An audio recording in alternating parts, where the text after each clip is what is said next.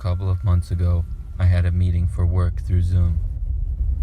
Normally, we would conduct the meetings in person, but due to COVID-19, we were forced to work from our homes. We were also forced to have our meetings from home through Zoom, which allows you to video chat with multiple people at once. Our meetings generally did not have many people in them, just the ones in our area, which was around 4 to 5 people usually. That day, it was just Jen, Anne, Tony, and me. This was our third Zoom meeting that we were having. About 10 minutes into the meeting, our coworker Jen got up suddenly and said she would be right back.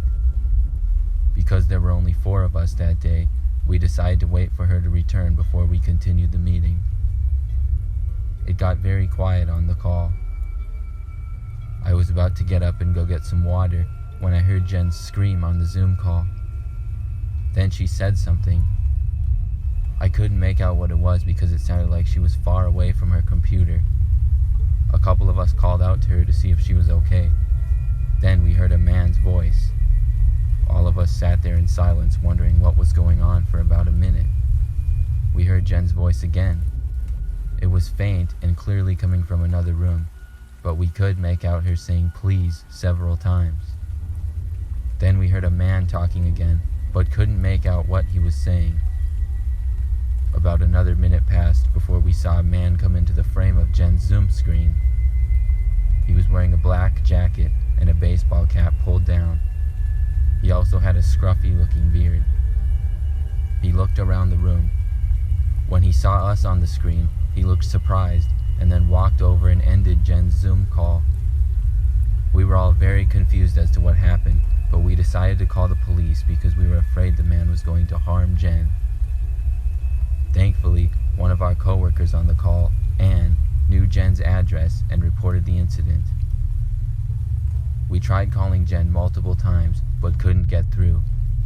We ended the call and waited to find out any information of what happened. Finally, we found out that the man we saw on the call had knocked on Jen's apartment door, and as soon as she opened it, he forced himself inside with the intentions of robbing her.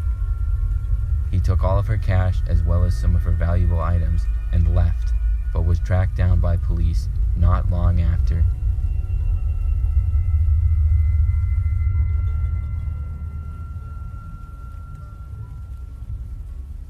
This story happened a couple of months ago. One of my best friend's name is Alex. Her and I grew up together and have remained close over the years. We both recently graduated from college, and she moved away across the country to begin her job. She was able to get a nice old little house in the city that her job was in. I was happy for her, and we planned to have a Zoom call after she had finished unpacking her things. At about 9 o'clock at night, she called me, and we chatted for a while. Then I asked her to give me a tour of her new house. She took her laptop and carried it around showing me the rooms. She showed me her kitchen, living room, and her bedroom, then showed me that she even had a little crawl space above the bedroom hallway. I asked to see it, and she said that she hadn't even looked at it yet. She said it was mostly for storage and nothing was really up there. Then she unlatched the handle and opened it. She told me she was too short to see up there and held her laptop up over her head so that only I could see what was up there, and did a little 360 spin so I could see around the crawl space. But when I looked around the crawl space, I thought I saw a person as she was turning the camera around. She asked me what it was like up there. I told her I thought I saw somebody. She started laughing and then began closing up the crawl space. I told her I was serious. She suddenly stopped laughing and asked me what I saw exactly. I told her I couldn't really see because it was dark, but it really looked like a person was up there. She got a chair and went back to the crawl space. She set down her laptop so I couldn't see anymore. About 30 seconds later, I heard her scream, and then she picked her laptop back up and told me there was definitely a man up there. She ran out to her car and called the police. She stayed in her car talking to me the entire time until they showed up. Then she ended our call. She called me back later that night to tell me that police went to her house to find the man still in her crawl space, and he was taken away. The man appeared to have been living there for several weeks and was very dirty. That was definitely the craziest Zoom call I ever had.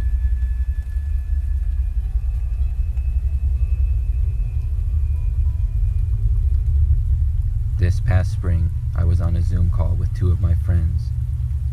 We were under a quarantine at the time, so we couldn't hang out in person the way we liked to. We started the call pretty late at night because one of my friends had just gotten off of work. We were all on the call for about 5 minutes before another person joined. This surprised us because we didn't tell anybody else about our call. It was supposed to just be the three of us. When the person's screen showed up, we saw it was somebody wearing a creepy clown mask. I was a little freaked out. We thought this had to be some kind of prank by one of our friends. We asked the person who they were, but they didn't say anything. They just sat there looking directly in the camera. Then they started moving back and forth slowly, and after a while, they pointed at the screen with their hand, which was covered in a glove. Whoever this was, we were all getting creeped out by this and decided to end the call and start a new one a few minutes later. When we did, only about a minute into the call this time, the same person joined. They kept pointing at the screen and staring. My friends and I had enough and ended the call for good this time.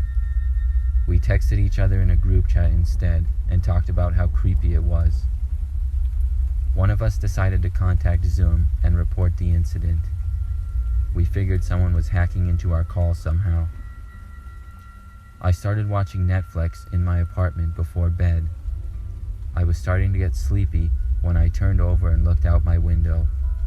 I just about had a heart attack at what I saw. Standing on the side of the road, facing my apartment, staring right at my window, was a man in the creepy clown mask we had seen on our Zoom call. My apartment was on the 3rd floor, and he was a good 150 feet away, but I still got incredibly scared. When he saw me, he started slowly waving.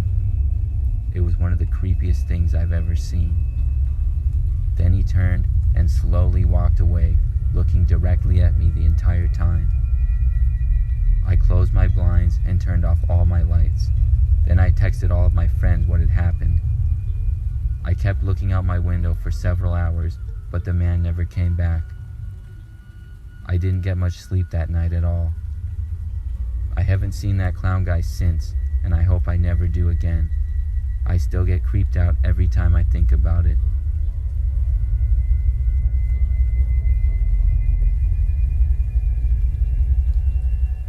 I used Zoom a lot this past spring with the whole quarantine situation and everything getting shut down. It took me a while to get used to it, but after a little bit, I really enjoyed it.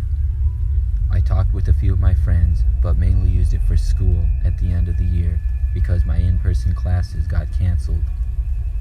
I remained at my college apartment because I enjoyed living alone and I needed to live there until my rent expired because my roommate went home. One night, I was in my room talking to 3 of my friends on Zoom who went to different universities. We were discussing school and how it was going for us, when one of my friends asked how my brother was doing. "He's good," I said. "Why is that?" My friend said, "Because he just walked behind you and video bombed you," and then my friend started laughing. I suddenly got the chills.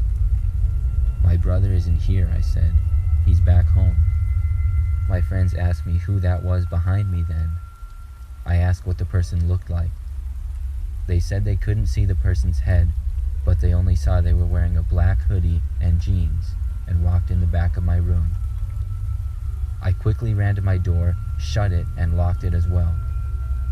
I debated calling the police, but I decided to ask my friends a few more questions about the person because I thought there was a chance they could be pranking me. But just a few seconds later, I heard my doorknob start to turn. My heart started pounding, and I felt myself start to sweat.